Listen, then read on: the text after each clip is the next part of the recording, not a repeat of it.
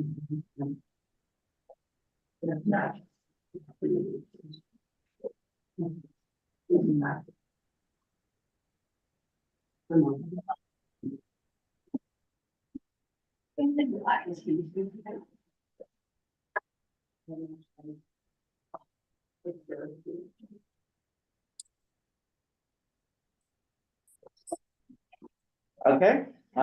we are ready. All set? Yep. All right, great. Welcome, everybody, to the February 26th, 2024 meeting of the Land Use and Waterfront Committee. My name is Madh Abdul Samad. I am the chair of the committee. Tonight, we're joined by Assistant District Manager Brendan Burke. This meeting is called to order at 6:35.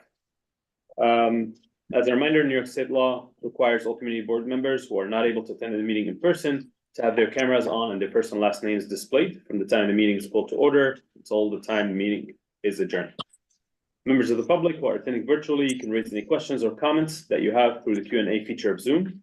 Members of the public who are here in person, you can raise your hand. If you have any questions, I'll identify you so you can speak.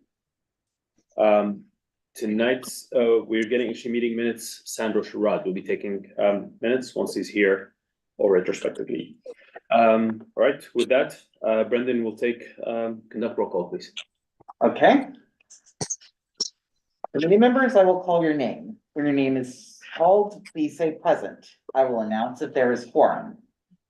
Majid Abdul Samad. Present. Victoria Benatar. Present. Jim Collins. Here. Rich Mintz. Present. Larry Shire. Present. Sandro Sharad will be coming soon enough. Letty Simon. Here. Susan Steinberg. Present. Mark is not present tonight. And Gabe Terzo. Present. We have a quorum. Great, thank you very much. All right, the agenda for tonight's meeting was distributed ahead of time by the board office and is reflected on the screen before you. If there's no objection, we'll adopt the agenda. Members of the committee, if you object, please raise your hand. Seeing none, the agenda for tonight's meeting is adopted. All right, next, meeting minutes from our January 22nd meeting were distributed ahead of time by the board office. Again, if there's no objections, we will adopt the meetings as drafted, the meeting minutes as drafted. Members of the committee, if you object to adopting the minutes, please raise your hand.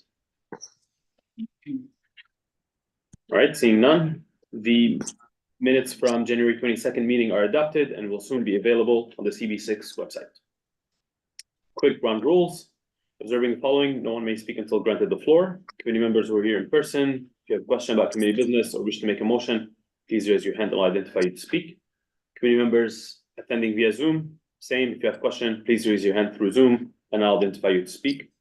All committee members, it's extremely important that one person speaks at a time so members of the public watching at home can understand and follow what is being said. Chat function for committee members present via Zoom should not be used for committee business or questions about the agenda.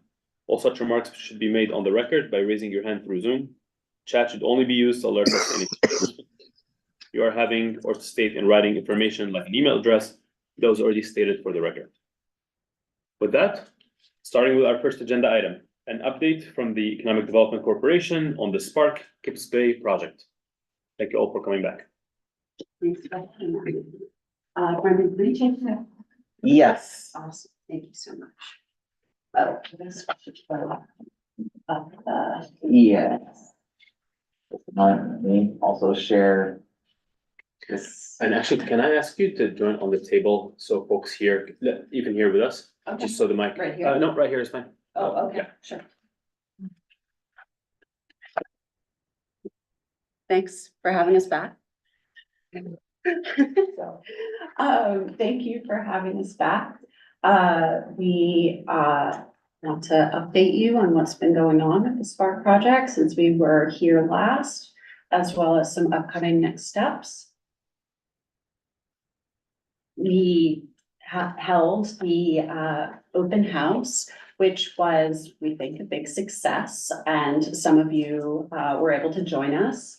It was planned so that the broader public could learn more about the project, ask the project team questions, become more familiar with the master plan that has been created, and also provide some feedback on some more of the more public elements of the project. And we are happy to say that there were 145 attendees. There was a survey that we asked attendees to fill out. We have 52 survey responses. All of the agencies involved in the Spark project were present. And if you were there, you got the chance to hear some really supportive remarks from Councilmember Powers and Manhattan Borough President Levine. And we love this picture on the lower left-hand side. These are two current Brookdale students at the School of Nursing. This is some examples of our engagement that we had set up during the event. You'll see in particular, these are moments to provide feedback on amenities in the public realm, and particularly in Spark Square, as well as amenities on the first floor that will be accessible to the public. And that's not just along Spark Square on the right, but along First Avenue and throughout the sort of interior edge of the campus.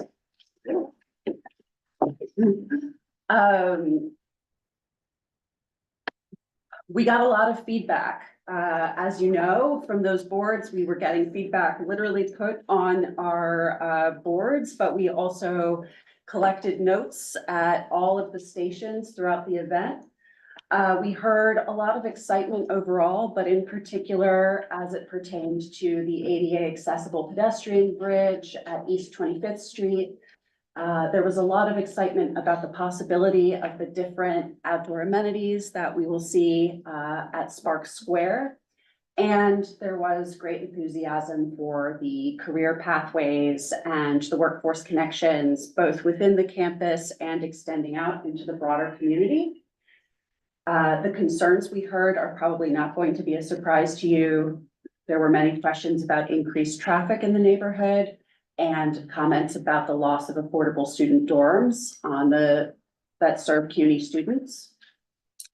We heard a resounding ask for more healthy food and retail options along First Avenue, an improved and safer pedestrian experience on East 25th Street and along First Avenue. And there was also interest for public convening spaces, both for the community and also the life sciences industry. This feedback is, not just put on this PowerPoint. It's something that we're going to bring to the design team that we're actually in the process of hiring. We put out an RFP to hire a designer for the first phase of the Spark project, which includes the 2 buildings on the east parcel of the campus, and that includes New York City Public Schools and CUNY. And so we're going to make sure that this feedback is discussed and incorporated with that design team once they're brought on board. These are just some of this is blocked, unfortunately, but these are some quotes and some highlights of the survey from the event. Again, echoing some of the questions as well as the key concerns and enthusiasms, I should say.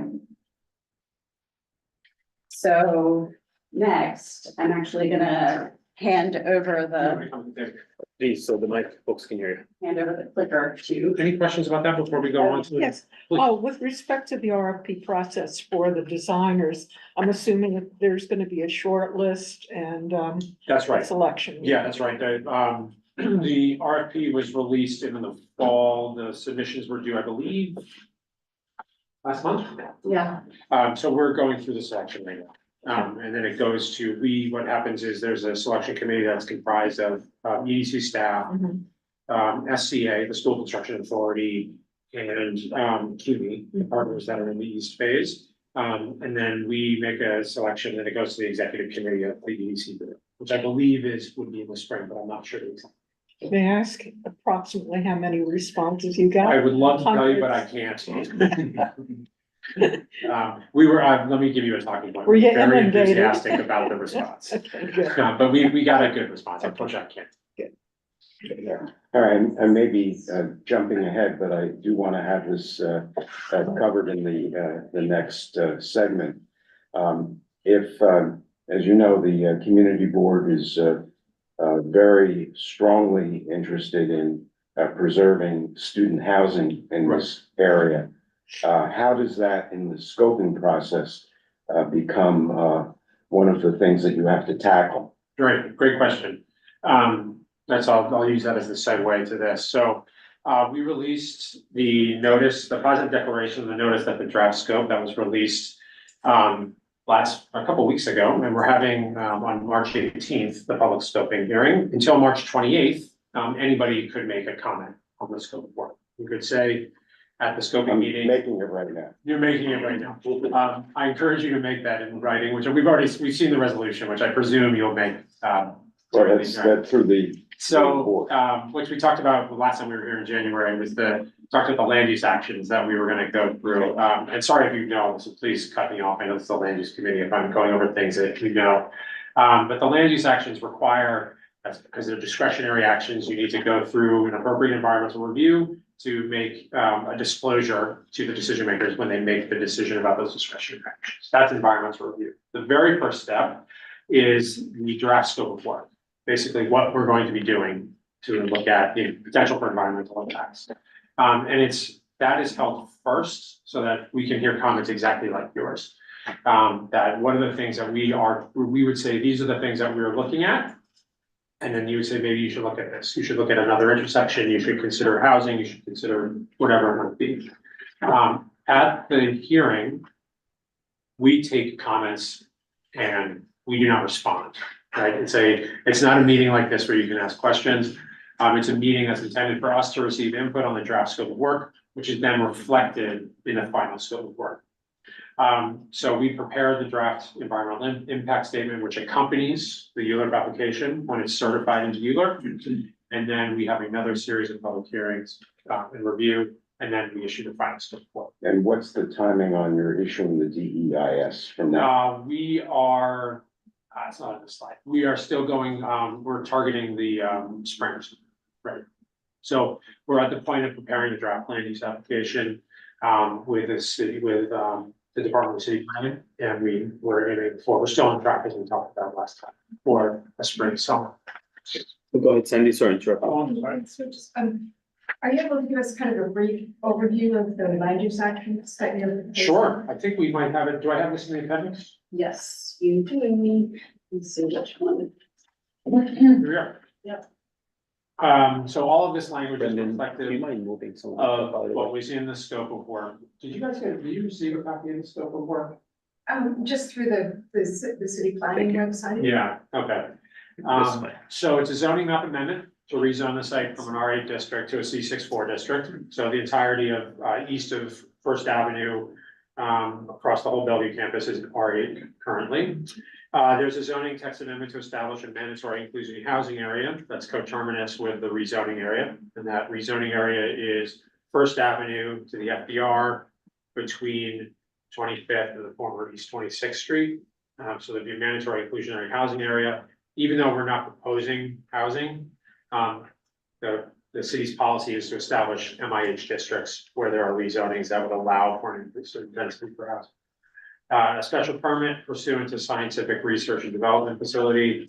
There's disposition of city-owned land. It's currently city-owned, so the disposition would allow for the disposition of the western parcel, which would be the two life sciences buildings, and then the eastern parcel.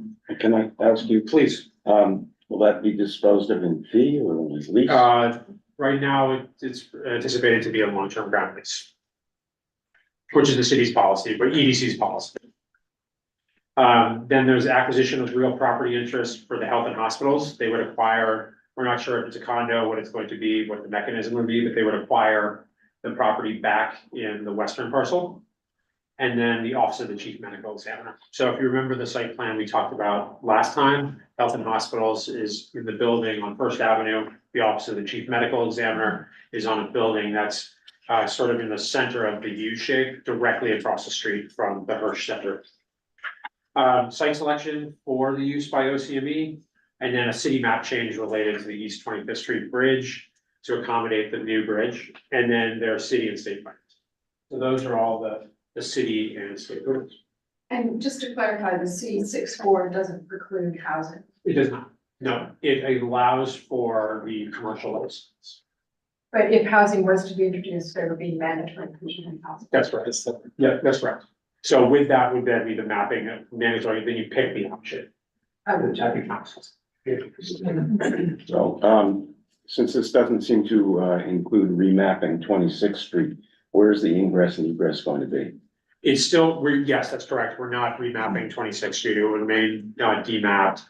So 26th Street would be we make it, turn it from one way westbound to two ways.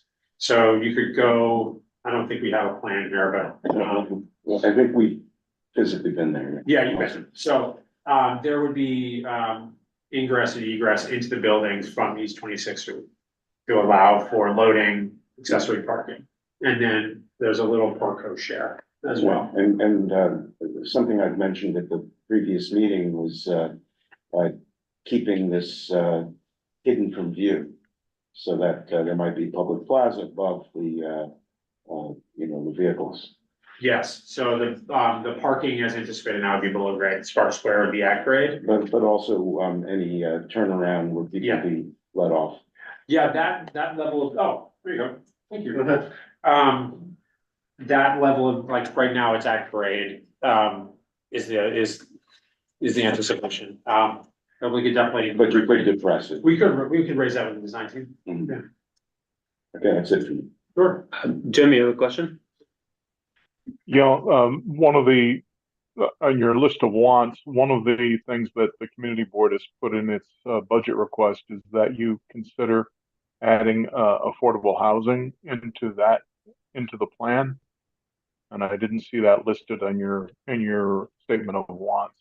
The second question I have is whether you have completed your discussions with the ambulance corps on East 26th Street. Yes, thank you for the reminder on that. We are meeting with them, I believe, in 2 weeks. So we'll. And okay, and the Go ahead. housing? And And the the house- housing?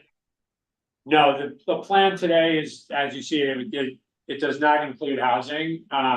And the rationale for that is that to be able to continue to invest in the life science industry and to be able to support the growth of that industry.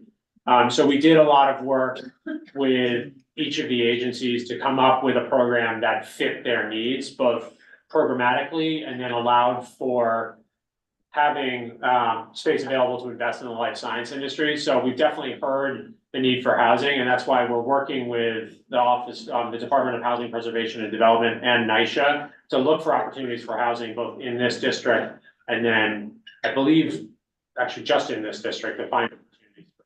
Because we know that that's important, but we also know that it's important to maximize what we can do on this site to support the life science industry. So actually, if I can clarify the second point. Yeah. Sorry if you already asked about this. Just go back some, no, that's not working. So, okay, Brendan, can you click on the slide so you can use the clicker again? Oh, Okay, now you can. Oh, there we go. Okay, I was just gonna shoot it back to. Okay, go ahead. So in that case, what you're saying is the MIH area. Yeah, It does not come into play unless housing is introduced. unless housing is introduced. Okay, but Yeah. it's just required by the city at That's this point, MIH area. That's correct. Got it. Yeah. Okay, thank you. Please. So again, Someday in the mythical future, there'll be a subway a block from there. In the meantime, is there any plans to coordinate with the MTA to increase M23, M34 and M15 frequency?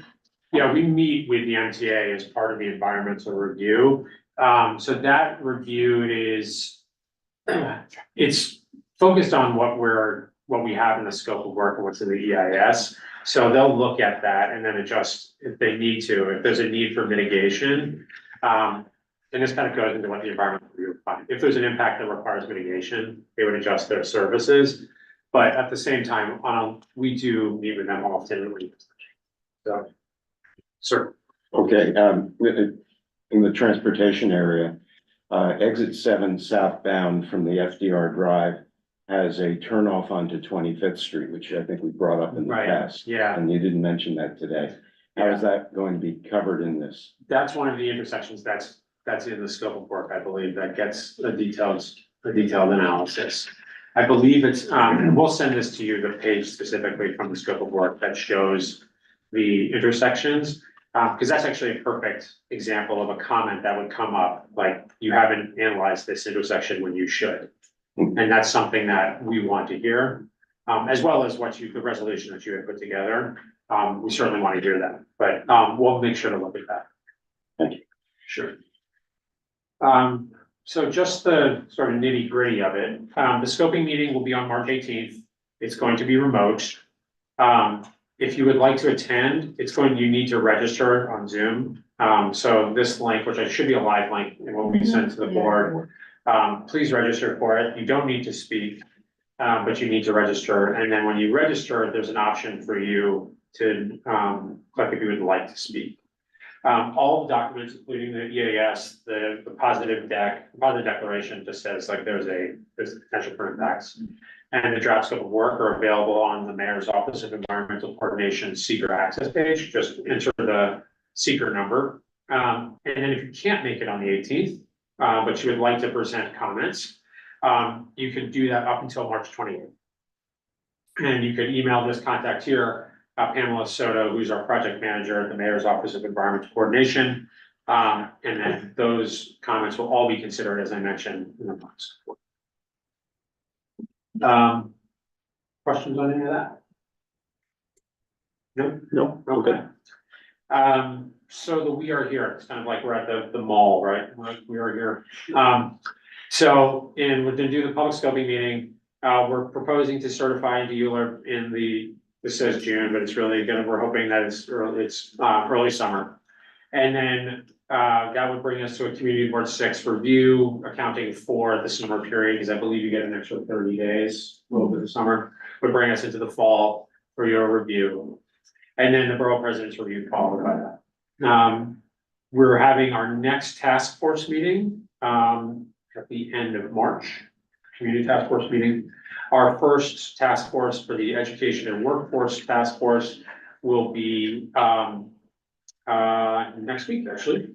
That was another task force that was announced at the release of the master plan. And then we're still on track for groundbreaking in 2025. Go ahead, Sandy. Wanted to confirm, the task force meetings are open to the public? The task force meetings are not open. They're not. I think the reason is, I think, sort of to control the numbers and all that, to keep, make sure that we have a continuing amount of, it's hard to find space. So with that, and to have a free flowing discussion with that. Invited members of CBC will be. You Just so everybody knows. Yes. 2, yes, 3. Please. I'm just curious, what would prevent the groundbreaking from happening earlier in 2025, sort of capture good weather construction? Got it. We, so the groundbreaking accounts for, working with CUNY on their decanting. So it's a give space for that. If we could do it earlier, we would do it earlier. I have actually a question about timeline. Do you know when you'd have clarity on the dates, like certification to ULURP and others, given that community board is off for a couple of months? Yeah, this summer? I would say our charge is to get this done as fast as possible. So we don't know yet. We have to keep working with city planning to make sure to get the review of their land use application. So I don't know yet, but June is when we're charging for it, of course. Got it.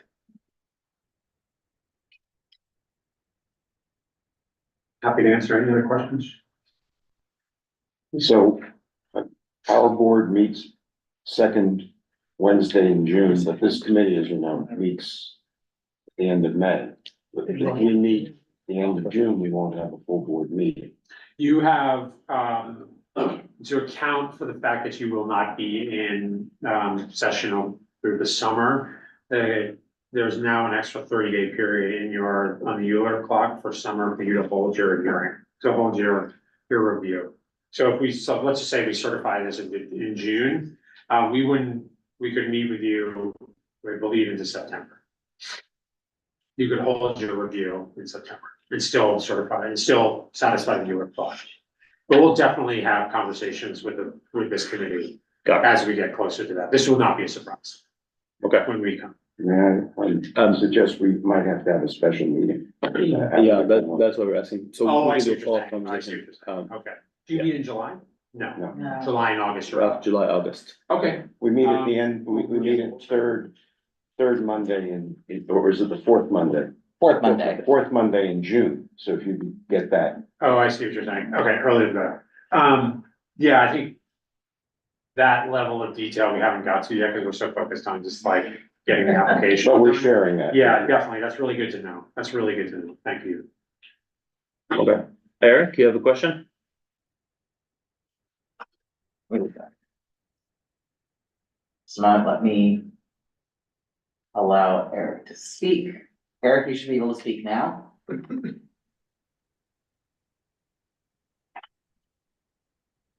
Hello? Eric, you should- Yep, Yep, we can hear you. Oh, thanks for the quick opportunity. I just wanted to add, as you were mentioning 25th Street, glad that you're going to be giving focus to, the flow of traffic on and off 25th Street. But I did just want to underscore to the design team that there's a real opportunity to connect Astor Levy to the Spark program and to really think about how to, again, pedestrianize 25th Street and I guess take away some of the car traffic that's flying off the FDR Drive. And just to hope that's given significant consideration as you think about the planning around 25th Street. Thank you. And Sure. Eric suggests, one possible way of treating 25th Street, but if it's impossible from a DOT perspective, then, encourage you to, have, this, footbridge that you're doing connect Spark, with Astor Levy and Waterside Plaza. Land on that side. And do it, on a second level at the Spark building and, bring it down into the, Astor Levy recreation area. Yeah. That's a great idea. Just chiming in. Yeah. Yeah, the bridge has got a tremendous amount of opportunity and potential. As Jenny mentioned, a lot of people were really excited about that project, that part of the project. That's part of the scope of the first phase. That the flood wall, both of the buildings at Spark Square are all in that first phase of the project.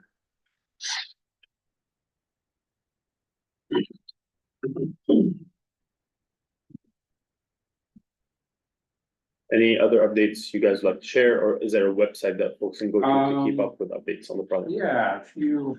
If you- Brendan, can you click again Um, on if you go the to slide? I think it's. Yeah. Click on the slide so that thing I just wanted activates. to, just, I think the, Yeah. There you go. yeah, so this, and then this also, this QR code will take you to our website. And if you just Google Spark Kid Space. Yeah. What's new on the website is there's information about today's life science RFEI that was announced. The president of EDC announced the release of that RFEI, so there's information about that. It's also been updated with all the material from the first public workshop, public open house, including the feedback that we heard. So the boards are there, the one pager and all of the comments that we received. So that's all there as well. And then information about how to register and speak at the scoping hearing. Great. Cindy? I know this isn't directly part of the project, but the flood wall, we still haven't gotten any information from the rest of EDC about the project. That's being led by DDs. Oh, DDC. DDC. Yeah, I know, that's like classic government bureaucrat, I'll give you another acronym. So the Department of Design and Construction is leading that. They actually will have a representative at the next community task force meeting. So, and we've already let them know that this is something we should expect. And they can't give us a little bit of information about what's going on. You seem to know about it. No, I think so, we can ask. Yeah. Do you know them, right? Or is it- Yeah, I've been speaking with them. We are planning to invite them to speak at one of the community task force meetings, but we haven't nailed down which one is right in terms of timing yet, but we can talk about. If it would be appropriate, could you send us the, who we could speak to about it? It seems, Sure. Yeah, it's fine. that'd be great, thank you. Just, we want to know about it. Yeah, sure. Yeah. And I'm sorry if you thought that it was EDC that was doing it. You're like, why is this guy not giving me this info? Well, no, I knew it wasn't Sorry. your, but I wasn't sure. Oh, okay. Some other- Yeah, well, we can share that. Great, thank you. Right, any other questions, thoughts? Thank you for the time. Seeing none, thank you so much for coming, thank you. Thank you all. Right. With that, moving on to our next agenda item, and that's an update on the open restaurants program. As a reminder, this was something DOT recently made public. This will no longer be a 12-month program, but rather 8 months from April through November.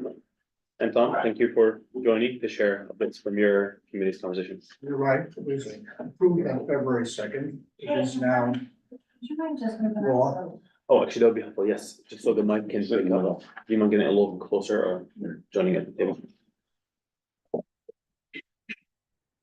is now law, and as you know, we've been involved with this since 2022. In fact, the community board passed a resolution which was sent to the Commissioner of the Department of Transportation on June 10th, 2022, which outlined many of the concerns we had about the temporary program which was then in place.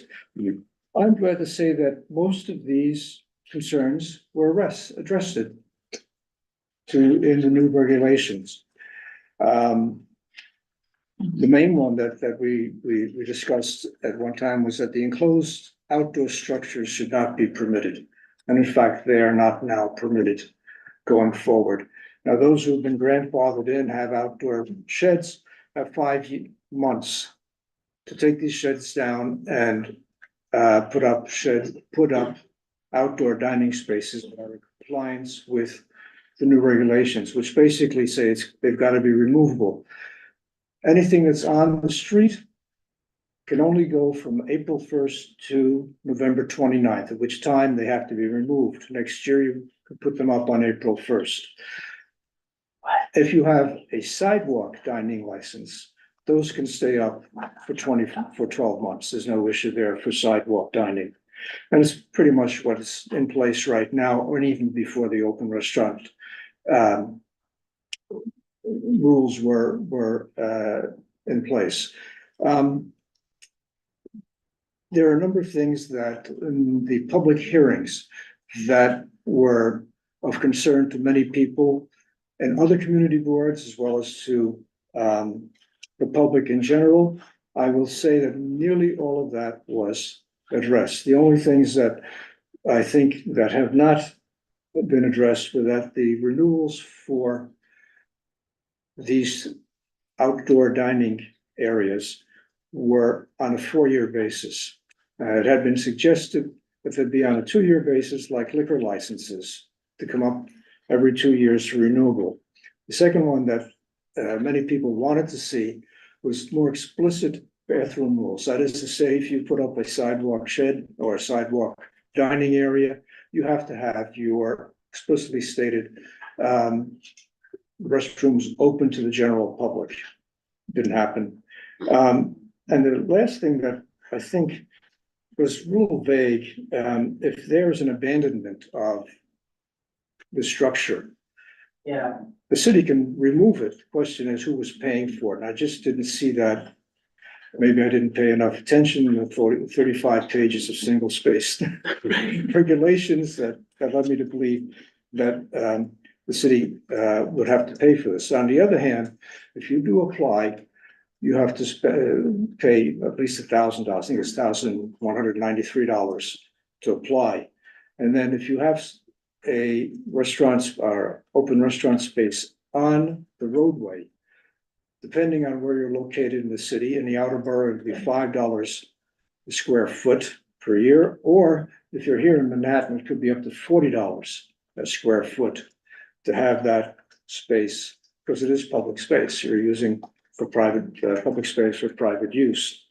What else was I say? Oh, the hours of operation, I think are pretty reasonable, 8 AM to midnight, Monday through Saturday, and 10 AM to midnight on Sundays. And a lot of the public in the outer boroughs, including the community boards, were very concerned about noise at night.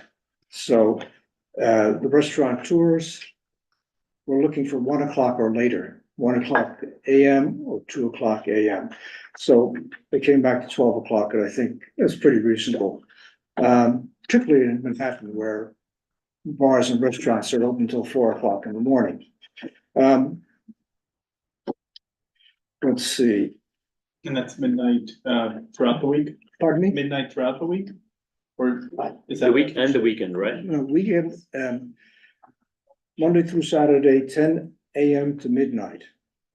Sorry, 8 AM to midnight, Monday through Saturday, and 10 AM to midnight on Sundays. Thank you. So midnight is the cutoff date. Right. The good news is that anytime there's an application for an open restaurant program, it has to go through the community board. And the community board can approve it or say nothing, and it happens, it goes through. If there is, we request a substantial change, or we don't approve it, then it goes back to the Department of Transportation, which will hold an open hearing to discuss that particular application. So it appears that we will have a good say in what we can approve or not approve, as opposed to, as you probably know, the cannabis licensing procedure, which is difficult to say the least. I don't really have much more to say. You know, and oh, by the way, the DOT will have charge of this program. They've addressed all the issues that we have asked about: garbage, rodent infestation, swales, and removability of whatever is on the roadway. If you do put something on the roadway, you not only have to take it down each November, but obviously as a restaurateur, you've got to find a place to store this stuff. So it may be a bit of a hassle for a restaurant, but the fact is that given the snow in New York City, which we haven't had too much lately, but it could affect snow removal if they left the dining area on the roadway. Right. Any questions? Can I clarify, probably actually a few from all of us, can I clarify just a question about the community board role? Are these applications coming to community boards if only they have alterations, or even it's as of right? If they're complying with DOT's regulations fully, do they still have to come to us? Period, yes. Oh, wow, okay. I mean, I'm assuming that by the time it reaches us, the DOT will have looked at their plans. Right. And that it fits the parameters, and the plans are quite detailed in terms of the way an open restaurant seating area should be on the roadway as well as on the sidewalk. And it have to comply with sidewalk access, accessibility access, and as I said, Department of Health, garbage removal and the like. If there are two restaurants that have open restaurant seating, they have to have enough space between the open restaurant seating so there's access between that. Right. I'm sure many of you have seen on some of these streets, these sheds are one on one, and you have to walk half a block to go across the street because of that. No, that's changed. Right. All right, actually, that's our community members. Go ahead, no. Oh, thank you, Anton, for that. That was very helpful. I mean, I just want to state on the record, I think the seasonality requirements are an enormous mistake, and I really hope the city comes to its senses. I think it's a poison pill that's going to really harm restaurateurs and decrease the net number of these year after year. I think it's gonna be a massive fiscal blow to sales tax receipts for the city. It's gonna decrease cultural vibrancy. I mean, these streeteries along Third Avenue are full all year. And I think as a grown-up city in 2024, just increasing the amount of on-street parking is kind of shameful. So I really hope the city comes to its senses. I think it's a huge mistake. Okay, about three different topics. One, following up on what you were speaking about. I'm not quite clear whether this is going to be an expansion of the power of community boards to veto as opposed to advise. It was very clear in the regulations what it said. It's, if we veto it, we not in favor of it, it goes back to the DOT for a larger public hearing. Right. So it's not a veto, it's, Basically, you're delaying it, making it a little difficult. right. It's a significant roadblock. In the public hearing, the DOT find enough negatives that it would not approve it. Okay, the next question involves, and it's actually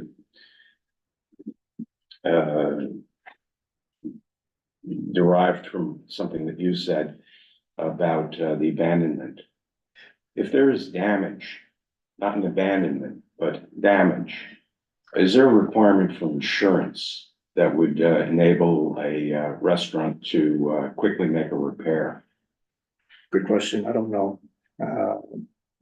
I can look it up and get back to you if you'd like. Right, and there's also insurance for liability as well. Well, In other if words, you're a business- if a patron gets hit by whatever vehicle damages the structure, would there be a requirement that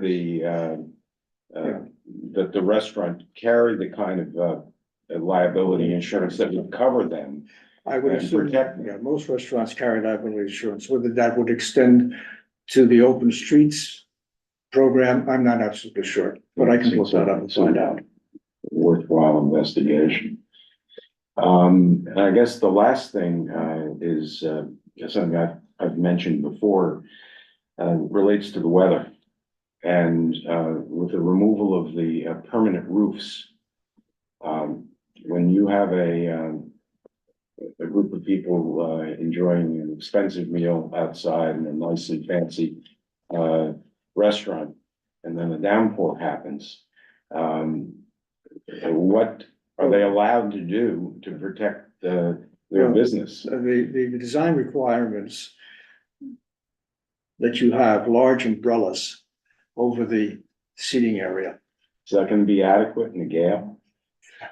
You know, like a I thunderstorm, understand, but wind whips up and I- the umbrellas become projectiles. could They should be checking in their Yahoo weather app before they. But summer thunderstorms assuming happen suddenly. the liability that the restaurateur would take the necessary things to ensure that these umbrellas will not fly away. Now, we have umbrellas at the, on the boardwalk. I mean. You take them down. Yeah. That's what you do. You close them so that they don't catch the Well, wind. these design specs call for umbrellas that open and close. Now. That's why I asked, what about your diners? Yeah. If you're taking down the umbrella as a responsible restaurateur to, keep it from becoming a projectile. That's all. Go ahead. Yeah, I am part of this initiative because I participated on the open restaurants, and there are two types of settings. It's one setting that is the outside tables. Right. Out of which they can install or not the umbrellas. And then there are the sheds who might or might not have a kind of a roof that can be open and closed. These are two different things. Huh. Sheds are not allowed to have any permanent. No, it's not permanent. Even this, it's just no overhead permanent roof. It's gotta be outdoors And as the design specifications indicate, they have umbrellas to protect. the Right, patrons. but, yeah, but this is what I meant. This is a cover.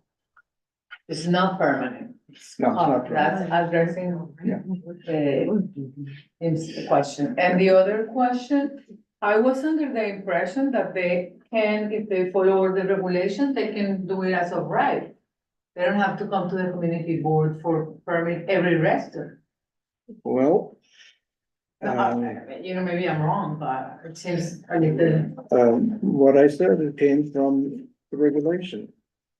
Does it indicate what kind of material this has to be? No, Yeah, this just has to be soft material, cannot be like a hard. Yeah, the further detail will come out later. after petitions for the revocable consent are received by the DOT, they will be forwarded to the impacted community board. Borough president, council member, and council speaker, the community board will have 40 days to hold a public hearing and submit recommendations. Got it. Okay. And I know that there are many community boards in the other boroughs, outer boroughs, that have had a very, very strong opinion about not having any roadway facilities on their streets.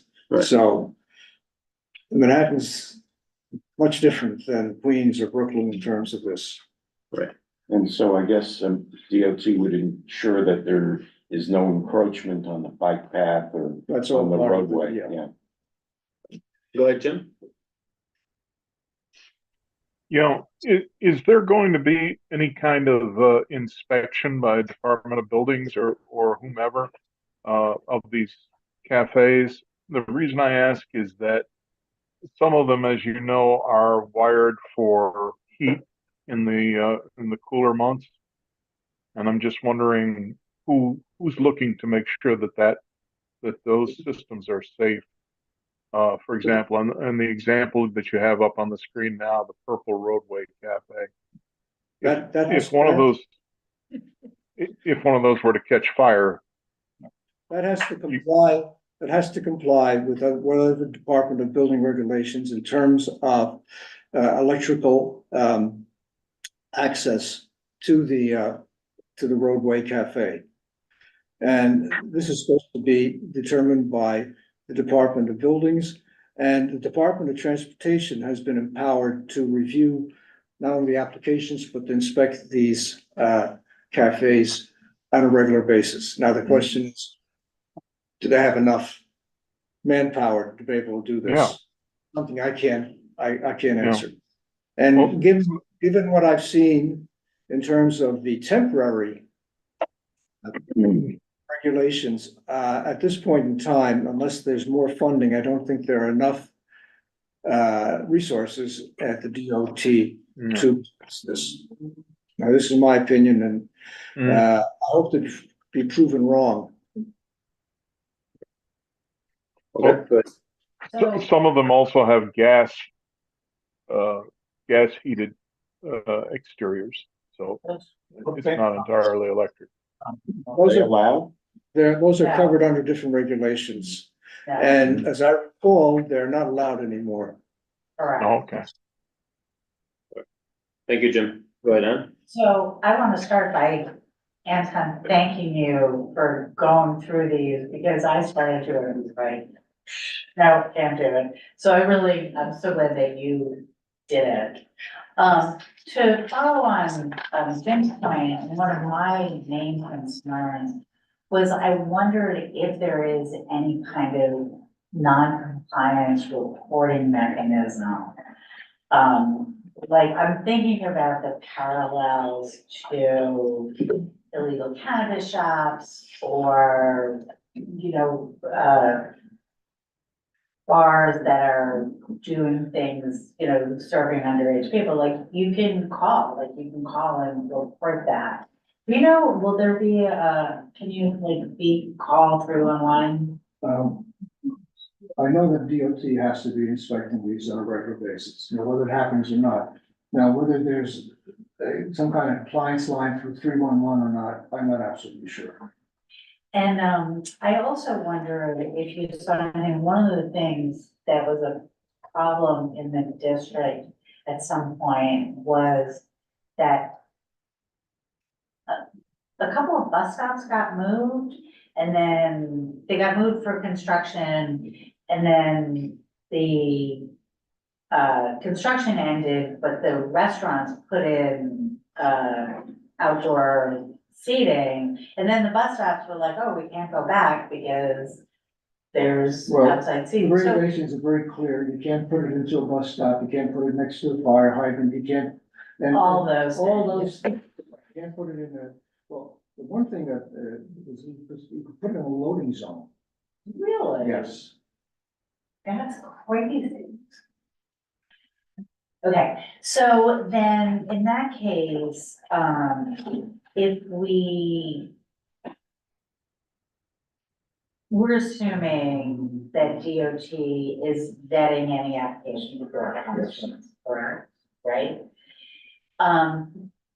Like with bars, we have some of our own extra stipulations and so we can make things really objective about we want something a little bit different, a little bit more.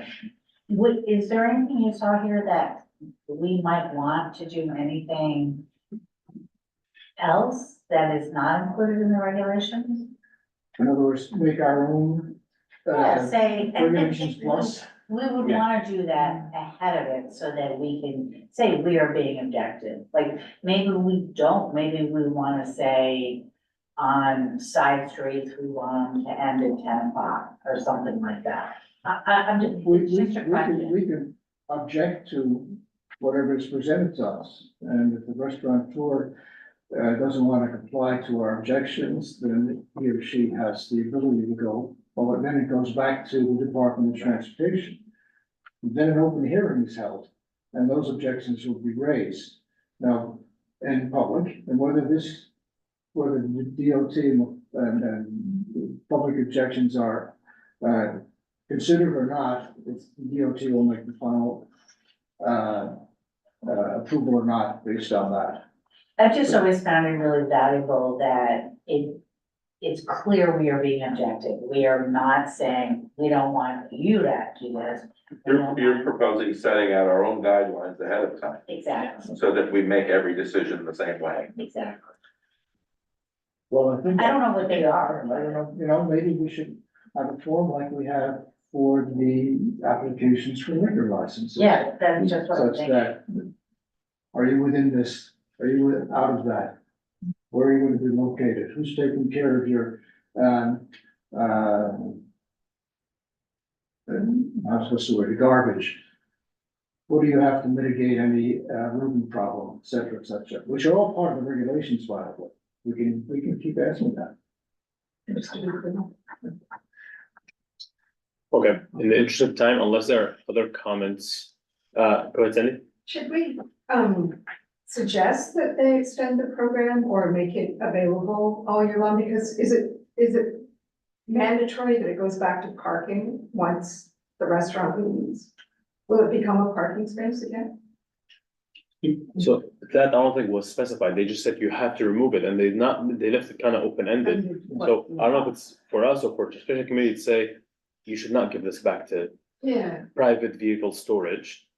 Take it from community asset to, but Right. use it Talking for about other, December 1st or post-restaurant closure? December December 1st to So April. December 1st to, I forget when it starts. April. It's more for snowing, to remove the snow and to, But, like this winter, we really right. didn't Right. have snow. Yeah. I mean, it has to be, Or last I have a slideshow of it, like it shows like hard roofs. I mean, I wasn't the whole thing, I don't remember, and I did not come prepared, I wish I came prepared. Yeah, that's basically part of the design, Yeah, they have these options that are designer options that you can choose but from. none of that is permanent, it's all. No, nothing is permanent. Yeah. This is, But, in terms of snow removal, you could probably remove your shed in a couple hours and put it back again. The Yeah. city is very So much. animals Right. against having it permanent. Yeah, I mean, That's- So it's not permanent, No, it's it not. would be removable, but it would not go back to parking at any time. It would Well, be used year round.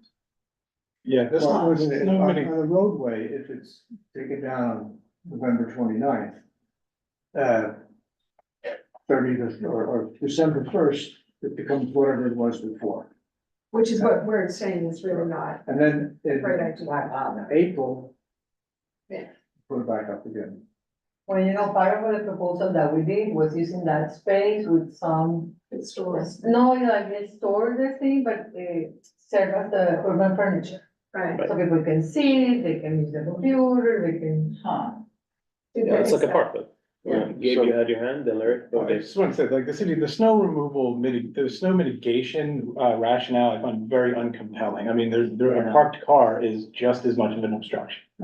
So, Yeah. And is there some kind of a storage option where you don't have this facility in the street, but you have all this material that you probably don't have room for in the basement? Could you create a place at the curb where everything's been condensed, so it doesn't really block the street? That is not addressed, and as far as I can see, you're the restaurateur, you put it up, you take it down, where you store it, so long as it's not in illegal storage, it's not beyond the street anymore. I think that's what's gonna make it so cost prohibitive, because the storage itself is gonna make it cost prohibitive. Or they are habilitating some like facility, I mean, they are calling people to facilitate, like how you build it, how you don't build it. And it's like a whole, yeah. Might be a whole new I can industry. provide some. Might be a whole new industry of warehousing these. Right. Right. Yeah. I just say, I'm sorry, Anthony, I feel like we're shooting the messenger here. Yeah, exactly, we'll see. Thank you for the presentation. Really appreciate it. Okay. Yes, Yeah. yes. So I- So can we? I wish I can give more flavor to this, but until the program starts operating. Right. And we see some applications and get a better feel like we do at the bulk with the liquor licenses and the cannabis licenses. Right. We're sort of like feeling our way through until Yeah.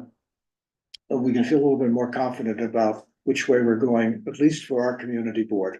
Yeah, that makes sense. And we have at least 8 months before all these are cleared, correct? Well, they can start applying for the new licenses on March 1st. On March This first, and they have to be removing them we said in November. So that parking is not, so if we were to like. Actually, the regulations, they have 5 months. Yeah. To be removed. To be removed. So that's gonna be before November for those who do have structures right now Got it. and are sort of licensed under the temporary program. And you know, they did, the city almost did not approve it. They only approved it with the consideration that it has to be removed. Right. They almost did not approve it. It was just conditioned to that. So the city must have like strong reasons. Because I think it's the Attleboro. Unanimous by all the community boards, no sheds. And 90% or more of the general public that were in these meetings said no sheds. So I think that finally got through the city. Free parking But I lot. think what we're talking about is different than a shed. We're Yeah, saying it's like outdoor dining. outdoor dining that Yeah. is removable if it needs to be removed, but we don't want them to go back to parking. I think that's the main concern. And also the whole thing is like the expense of putting it on, taking it out, putting it on. But they're doing some prototypes that's supposed to be very stable to remove. I mean, I have all this information in my office. I wish I can send it. Sorry. Again, IKEA.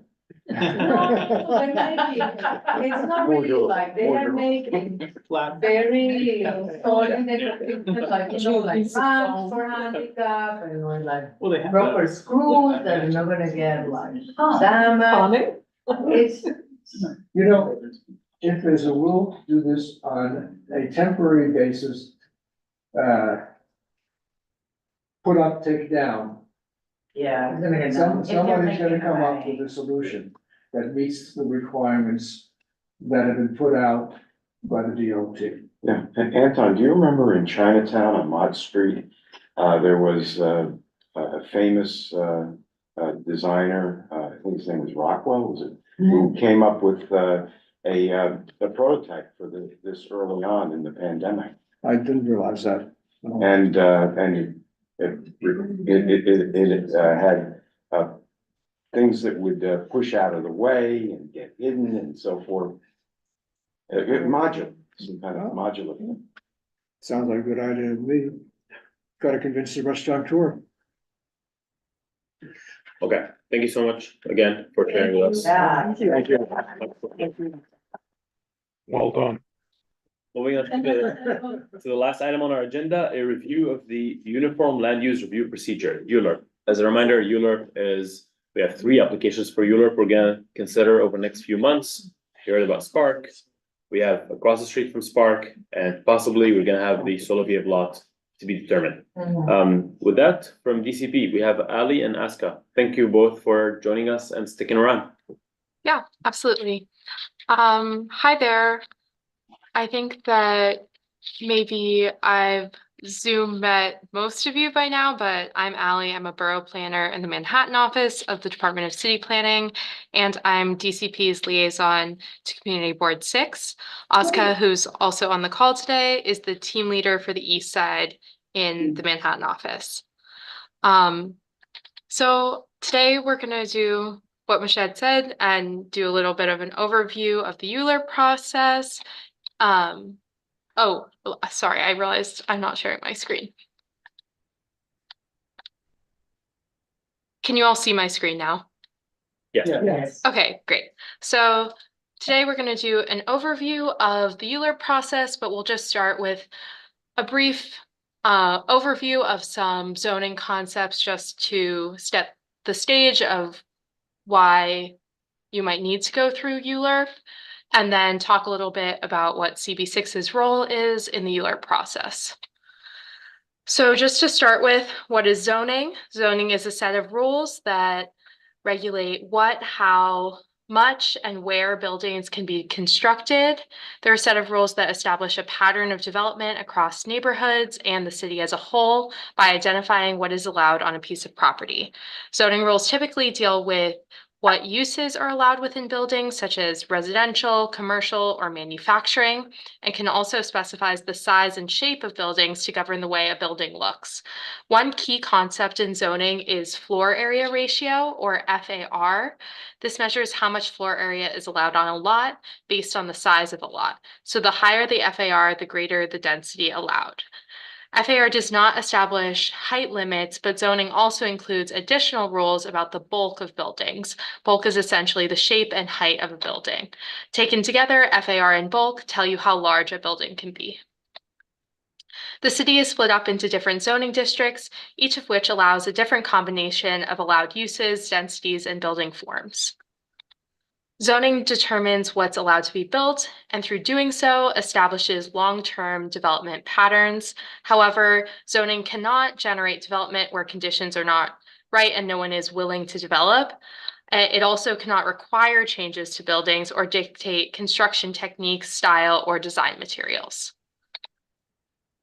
So this slide is just covering who's in charge of what. The Department of City Planning is in charge of studying, creating, and recommending zoning changes. However, we are not an enforcement agency.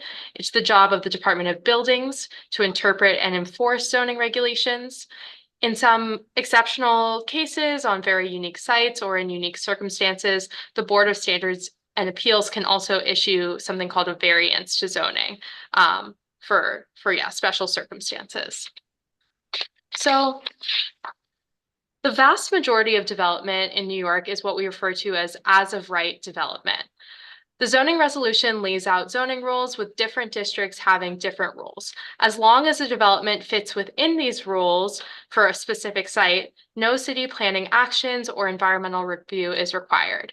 For this type of development, the Department of Buildings reviews the building permits and determines that they are in compliance with zoning and building codes. And it doesn't come to the Department of City Planning at all.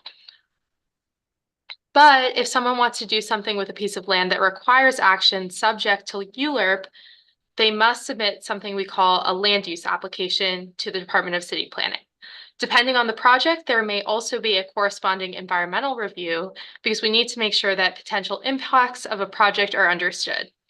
Once the land use and environmental review documents are certified as complete by the Department of City Planning, this signals that the application is ready to enter the 6-month-long public review process, which is also known as ULURP. This involves collecting input from a variety of different bodies, including community boards. So just briefly, what is a land use application? This is an application that describes in detail the proposed project and the requested land use changes. Applications are intended to answer these 5 W's. What are the requested zoning actions? Where is the project? Who is proposing the actions?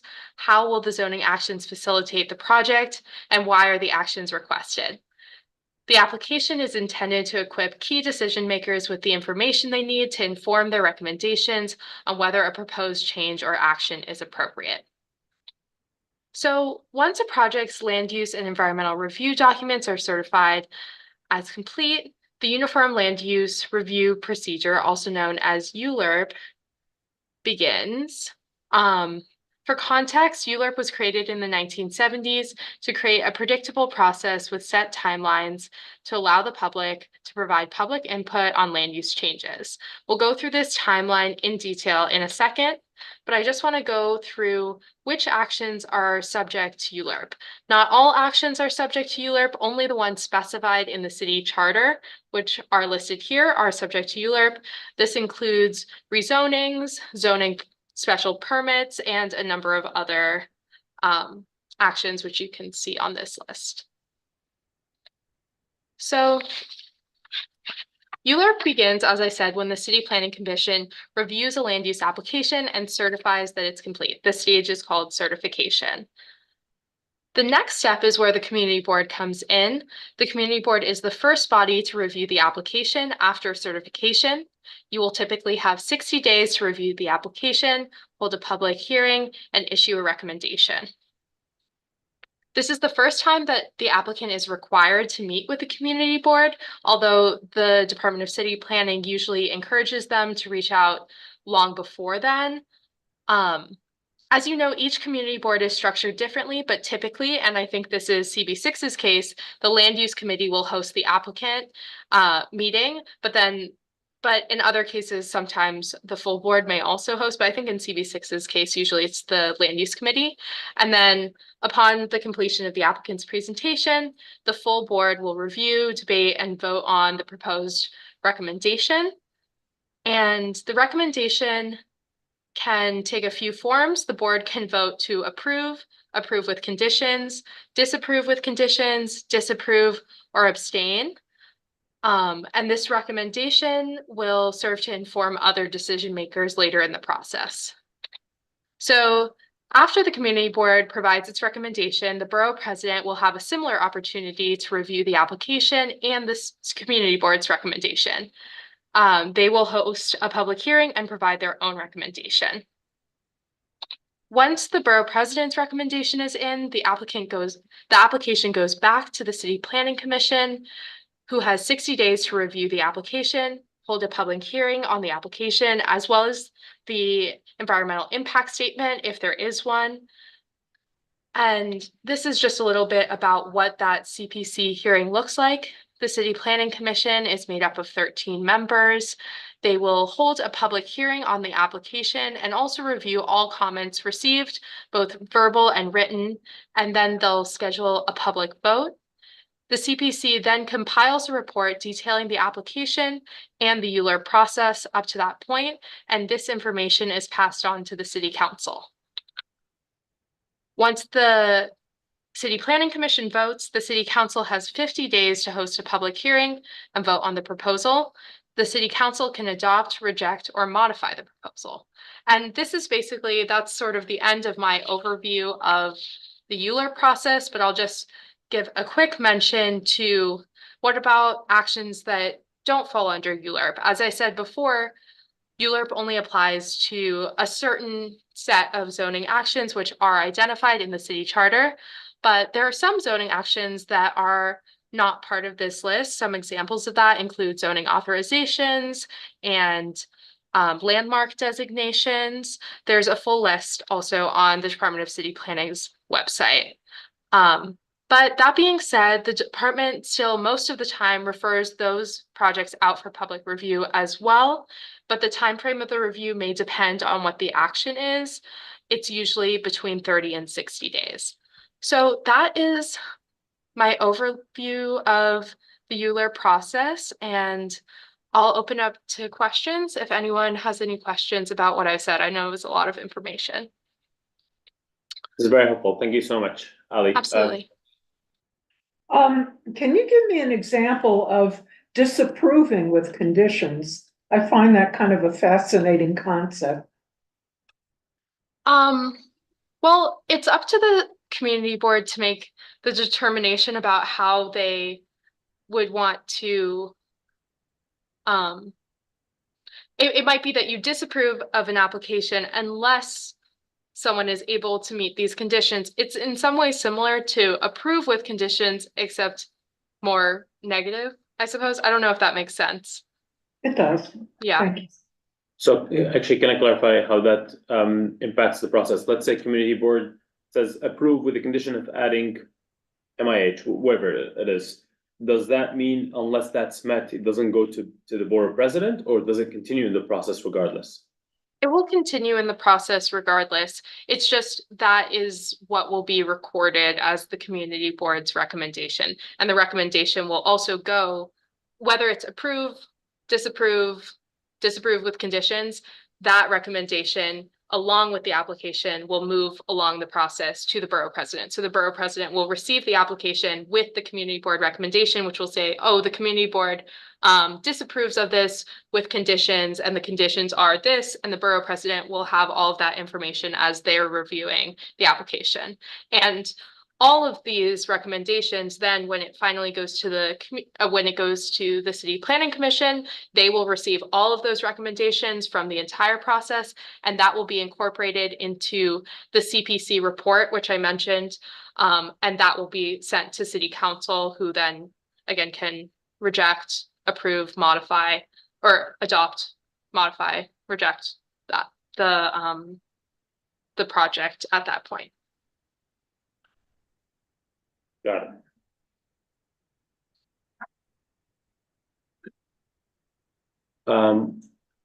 Go ahead, Victor. Can we have a copy of that? Presentation. I think it was already shared with the Okay, office. sorry, I'm like. Yeah, yeah. but So the presentation will be posted on our meeting minutes Okay, database perfect, tomorrow. because this is very helpful too. For a refresh. Yeah, Absolutely. Yeah, I already sent a copy. Exactly. great. Okay, I just wanted to say thank you. I know when I joined this community board, the first 5 or 6 times I heard Euler, I smiled and pretended to understand. And so this is just tremendously beneficial for my understanding, so thank you. I did the same when I started working at city planning. I'll add selfishly, I'm taking my planner certification test in a few weeks, so this is very helpful refresher. And I did study this last month. Go ahead, Jim. That ULURP is usually a sign of indigestion. The 2 questions, Ms. Sung. Do you still publish the zoning handbook? It used to be a paperback that you printed, Yeah. and it was available in the city bookstore. I Do you still actually, produce that? I have actually a few more slides about resources. I don't know if you'd like me to go through them, but one of those is that we do still have the zoning handbook available as a PDF on our website. I'm Okay. not sure, Ozka, if you know if they still print hard copies at the city store. I think that they might not, but it is available as a PDF. And I have Okay. maybe, and this is also in the PDF that I sent to Brendan earlier today, but maybe this is helpful just to go through quickly. I compiled a few resources this is not necessarily Okay. only about ULURP, but about zoning in general. Okay. So Before you move on to that, yeah. can I ask you to speak briefly Sure. to the issue of the general project plans that the state uses sometimes, such as when they used it for Lincoln Center, and they tried to use it for the Amazon warehouse out in Queens, out in Astoria, but they were shot down. Basically, my understanding is if the state imposes the general project plan. Community boards and even the Department of City Planning are basically powerless. And it's a concern for our community district because we are among the sites being considered for one of the casinos here in New York City. I'm just wondering if you can confirm that understanding that we're basically powerless. Oscar, oh, go ahead. Yeah, so the state's general project plan, or GPP as known commonly, it overrides zoning, so it overrides any city rules that we have here. They have their own process, so it's like a state process. I'm not too familiar with how uh their community board ties in, because I know they have like a public hearing related to the GPP plan and all of that, but it's not the same as the Euler process, which is a city process. But to answer your question, it does it overrides anything that's in zoning or Euler related, and it's really Yeah. just the state's process. That was my understanding. Okay, thank you. Would it be helpful for me to quickly go through these like different resources? Happy to take more questions on ULURP first. I actually had just one question again about the role of the community board. I understand we're making a recommendation, board president considers, passes along all the way to CPC, the city council. Are there certain guidance for how our opinion or our recommendation can be weighed a little more heavily than just saying approve, disapprove, and could be disregarded? In other words, are there ways we can tie to, I don't know, existing regulations, zoning, for the opinion not to be just public, whatever, the public has an opinion, but rather tied to some of the city's practices? I'm not sure if I totally answered. Oh, go ahead, Oscar. Yeah, I mean, I think just generally any recommendation that the community board has, like Ali said, it passes along to all the different bodies to consider, and it is looked at. So it's even if it's not necessarily just a matter of whether it was approved or disapproved, like that sort of one-liner, like with the entire recommendation resolution becomes part of the package that is passed on to the commission to review when they receive it. So they can look at what's in the resolution itself and contextualize the approval or disapproval to understand, why the community board has certain conditions and all that. In terms of making a stronger case or a stronger recommendation, I think sometimes boards sometimes include things in their resolution as conditions that You're breaking up. Sorry. Okay, maybe it's your connection, actually, Jim.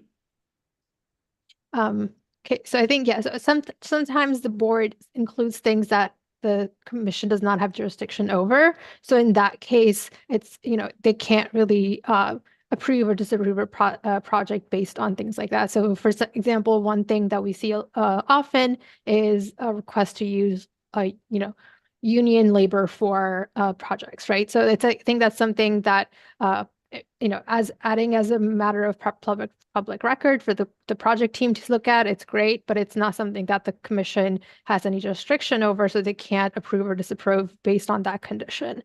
So I think to make a stronger case, if the conditions are related to the action or like what's in the zoning resolution itself. So sometimes the zoning resolution will have conditions of approval or that the commission is reviewing. The closer it is to those conditions and making your case related to those, the better it is for the commission to be able to review. Got it. That's very helpful. Thank you so much. Any other thoughts, questions? Resources. Okay, Ali, can we ask you to go through the resources, even if quickly, just so we're there? I'll go through them super briefly, and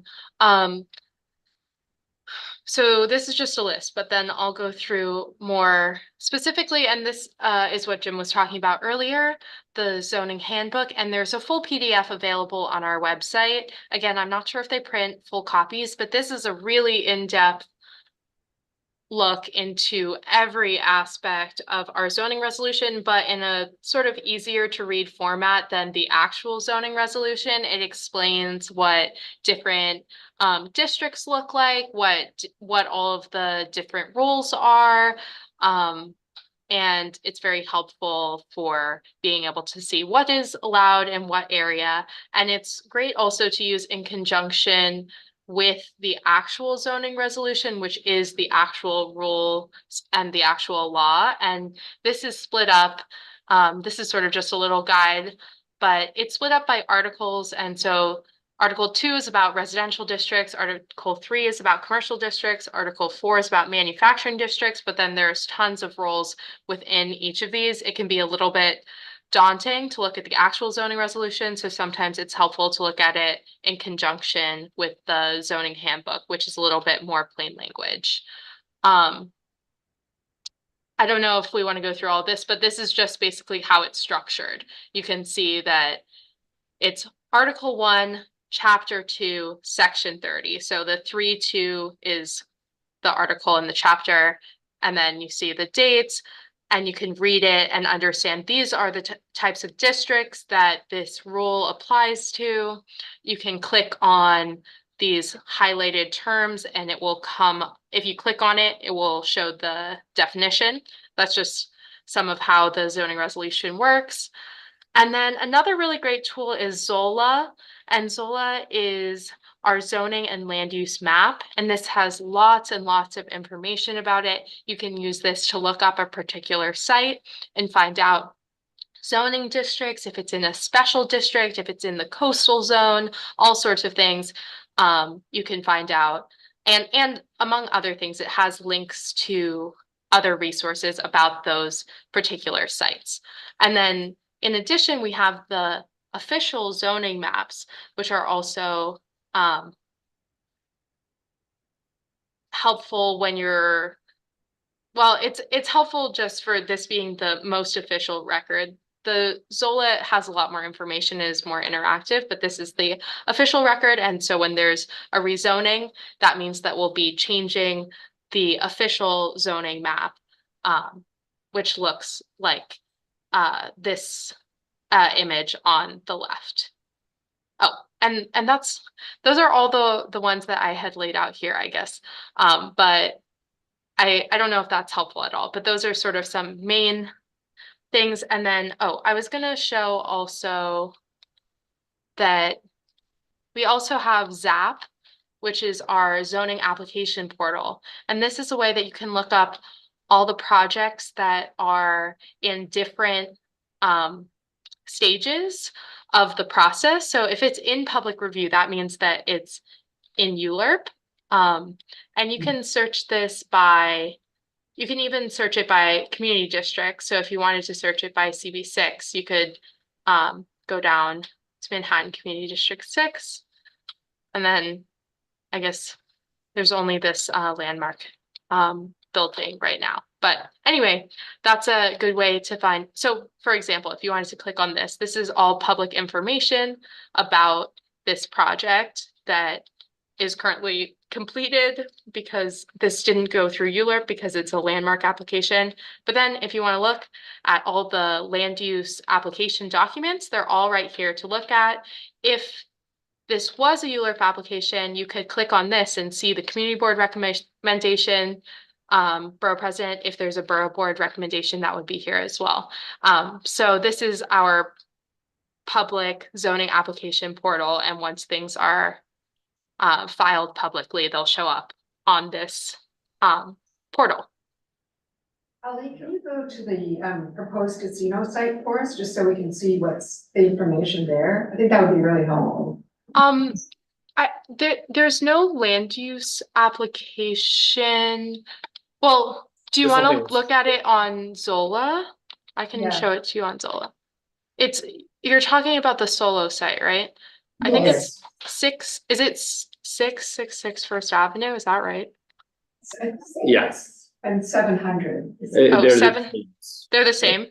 Yeah, they're two lots, one on top of another, right? Yeah. Okay. Maybe, let me just zoom in on it. Sometimes also, this is a little stuck. I don't know why. Yes. It's this. What are yes, the cross streets? Do you 38 and Fifth Avenue. oh, 38. Oh, Yeah, so is this, it's here, right? Yeah.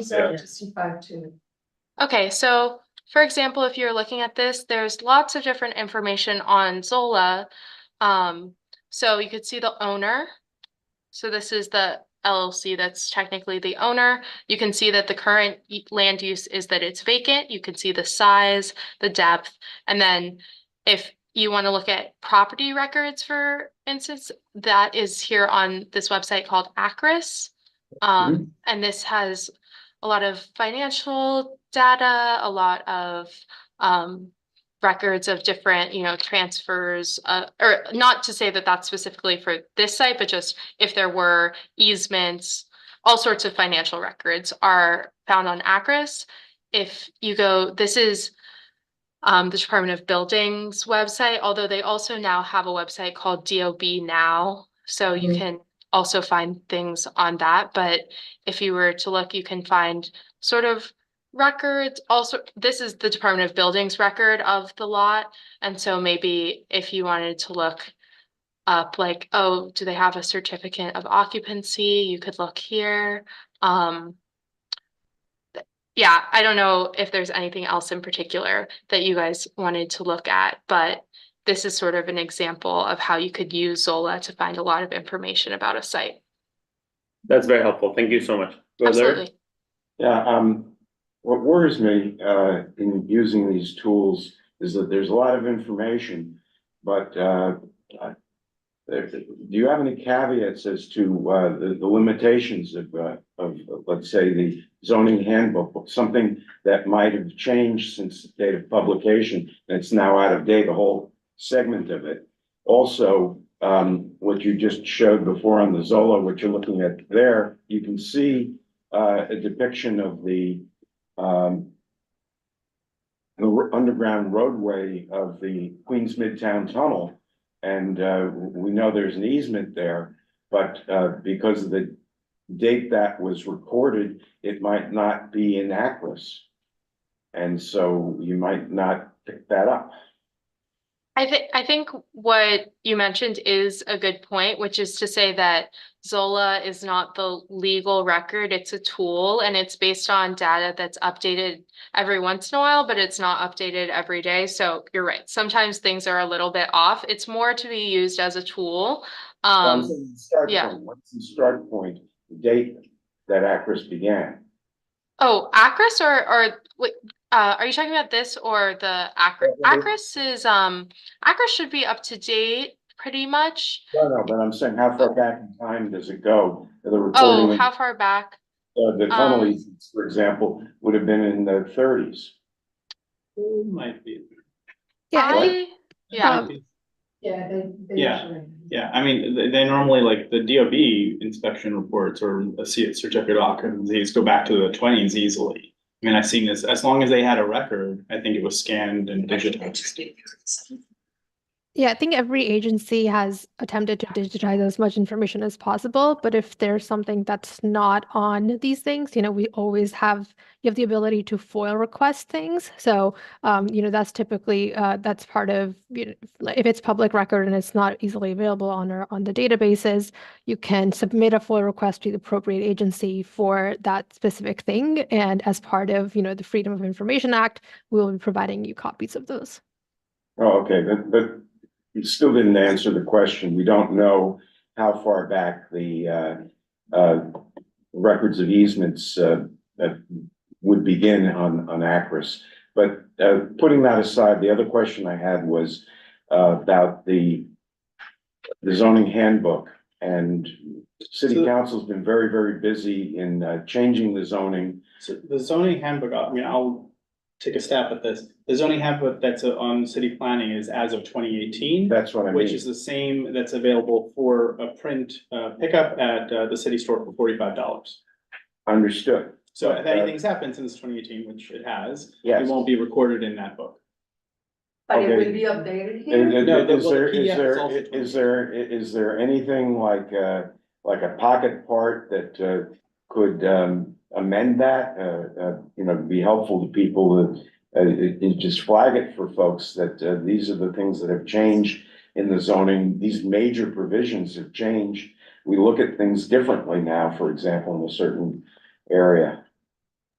Yeah, so the zoning handbook is not a comprehensive, the zoning handbook, when it was printed and it's, but as it says as well, is really just meant to make you be familiar with the zoning so that you are able to look up what's, the actual law, which is the zoning resolution. So, we haven't had, we're not able to update it. The last update that happened to the zoning handbook was in 2018. And there's a caveat in there that, this isn't this is just what was at the time of print, but there have been many changes, like you said, and we make sure that we update those in our zoning resolution online, and we update that on our website as those things go along. So there's just so much we're working on. It's hard for us to keep updating a static document like that. So instead, we make sure that we update all of our resources that are online. In addition, the zoning, I think it might be helpful it's more to help understand like zoning concepts necessarily than for it to be a substitute for the zoning resolution. It's a good way if you're confused by the zoning resolution to say, oh, I'm a little bit confused about this concept. I know that it's described in more plain language in the zoning handbook as like a concept, maybe not, it's not going to outline each and every rule that's in the zoning resolution. Let me just. It's a primer. It's basically a primer. That's all it is. Yeah, You shouldn't. zoning text. Yeah. It's not. And it's useful for most, ordinary purposes. Victoria, So then which Larry, one if you is have a the follow-up. most updated resource of zoning that we could look at if necessary? The most updated is the zoning resolution. This is the official law and it's here on our website. But it's huge because it is all the zoning laws. So, but this is by far the most updated. Right, but if you change just a little part of an article or a zoning, I'm going to your question. How can you know what was changed without having to read the full zoning resolution? Well, those changes are basically exactly what we were talking about earlier in the presentation. A lot of these changes, if there's, they go before the city planning commission and that has public record, and there will be a city planning report, and then that will outline what the change would be to the zoning resolution. Thank you. Yeah, and I think an example of this is all the City of Yes text amendments. Those are all text amendments to the zoning resolution. And they're all referred to the community board, and we try to make sure that everyone's aware of all the changes as they're happening. What I feel confused about is the changes which have been made to the zoning use groups. And Not yet. It hasn't been done yet. okay, but And that's why there's public hearings for them. So that's how you learn about them. okay, but after a certain point, a major section of the handbook, which describes restrictions, really would need to be amended, I think. Right. Okay, are there any other follow-ups or questions? Otherwise, Ali and Aska, thank you so much for taking time to join. There's one question online about this, but does changing Midtown zoning from residential to industrial manufacturing to enable gaming halls and casinos fall under Euler? Or can city planning make that determination without public input? That's why we had a public hearing, and the community board already voted against the proposed zoning text amendment that basically makes it as of right. So we are trying to keep it within Euler. The proposition which was taken from City of Yes for economic opportunity, the board already voted against that proposed change. All right, with that, again, thank you, Ali and Aska. We really appreciate it. Thank you. Have a good night. Have a good I night. put a link in chat if Thank anybody you. wants to buy that book. Great. There's an order Thank you. form. Much appreciated. All right, last item on the agenda is the chair report. my only item is a reminder that our next meeting is joint with the Housing and Homelessness Committee. With our esteemed chair here, in which case we're gonna talk about, and then we're gonna talk about the city of Yes for housing opportunity. So George James is gonna come to present, and we have an update from our fellow, Missy Quick, about her research. All right, with that, any other old or new business? Go, Sandy. The green fast track housing was something that, some of the, other boards have discussed. It came up at Borough Board. I think we're past point to put in comments, but, it does affect housing, so maybe we could add that to what we asked George James to just update us on. Got it. And I wondered if, is there any update on Esker? They spent most of the time, the East Side Coastal Resiliency spent almost the whole time with Project Area 1. They're very concerned about their parks, and they're very concerned about access, and they're very concerned about the fireboat. And there was hardly anything they said about Project Area 2. It's basically ongoing from last time. You know, they're working on the test pits for the parallel conveyance, and they're getting close, I think, to finishing with Styco Park, and that was really about all we had to say. I'm pretty sure this will come up when we discuss, likely in April, the Blue Highways proposition and how that relates to the park there, right there. Susan, at Transportation Committee meeting, there's going to be a discussion of 23rd Street at the FDR Drive, where the wall blocks the view of people who are trying to turn into the parking garage. So hopefully you can join us. When is that? Next Monday. First Monday of March. Can't make it on next Monday. I'm gonna be on the radio. I'm gonna be on Housing Notebook, WBAI. I have one question. Is there any kind of an update of what's happened on the Soloviev site and the? Supposedly we're getting an update, supposedly we're getting an update next month. There are more updates that they shared that was made available online. I think New York Times had something covering it, but next, during our March meeting, actually, so March 25th, the Soloviev group is planning to come present an update to us. Great. Right, with that, was there any other updates? All right, motion to adjourn, the meeting is adjourned at 8:10. Thank you, everybody. Thank you.